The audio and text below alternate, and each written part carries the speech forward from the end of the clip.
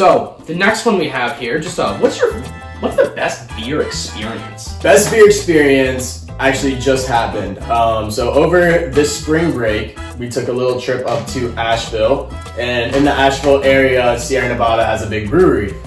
So I was up there with my girlfriend Sydney, and then a couple of our friends, and Zach Allen, who you know, longtime friend of mine as well. Oh my God. And so we went to Sierra Nevada Brewery. We did the flights. I love that's my favorite thing, is doing the flights, so that the testers, because you get to experience so many different beers, and for somebody, you know, who's like 21 but is young, so I haven't been able to experience all these different craft beers. Being at a big brewery like that, I felt like I was in Willy Wonka and Chocolate Factory or whatever. Like you walk in and it looks like that. I mean, you've got the huge vats of stuff going on. They have gold, like the Chocolate River too, or is it Beer River? Well, it was a beer river, and I drowned in it. What's his name?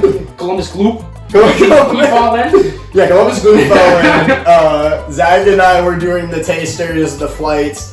That was really cool, man, because they have specific beers there that they only have at that brewery. They don't have them anywhere else. So that was a cool experience. How about you?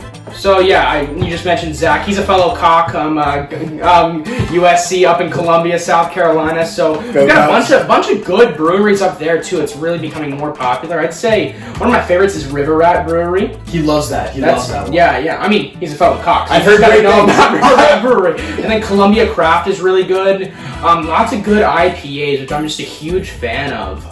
And that's a hot take too, because a lot of people our age aren't big fans of IPAs. Yeah, everyone's like acquired taste. Yeah, the bitter taste. It's kind of like, I would compare it to like coffee a little bit, because it's like super acquired taste, like very bitter. Yeah. But like, I'm a big fan of like you get the fruity at the beginning and then you get the bitter aftertaste. I'm a big fan. Like, what are your thoughts on them? Well, I think they're good and for me situational. Like they're good in certain times. Like I'll have an IPA. What I'm really interested to hear your take on is, you know, the beers that they're making that are like peanut butter and jelly flavored, and like there's the dark beers, like Guinness has the dark beers. Like I'm more of a light beer kind of guy, but like for you might be into something else. Kind of depends on the mood.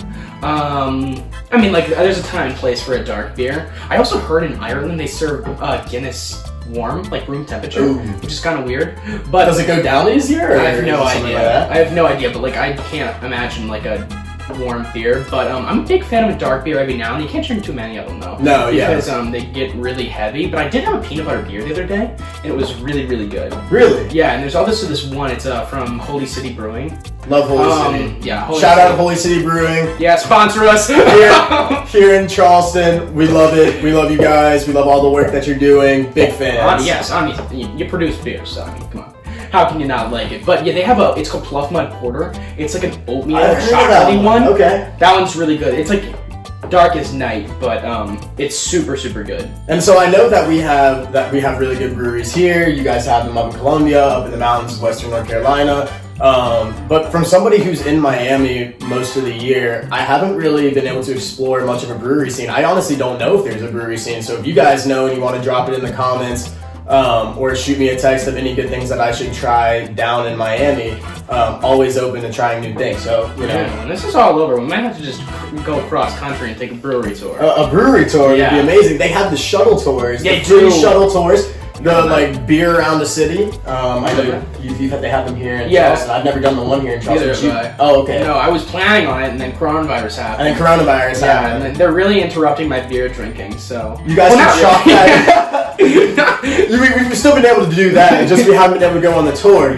But you guys can chalk that up on things that you want to do once coronavirus is over. Go on those free brewery shuttles. Yeah. So that's it for beer. That's it for beer. So, actually, wait, before we end this segment, the hot topic now is beers versus seltzers. Oh, that's right. Beers versus seltzers. That's right. Is huge right now. The great debate. The wave, I've seen it happening in the college scene. It went from everybody being beer, to people starting to switch over to seltzer. Seltzer.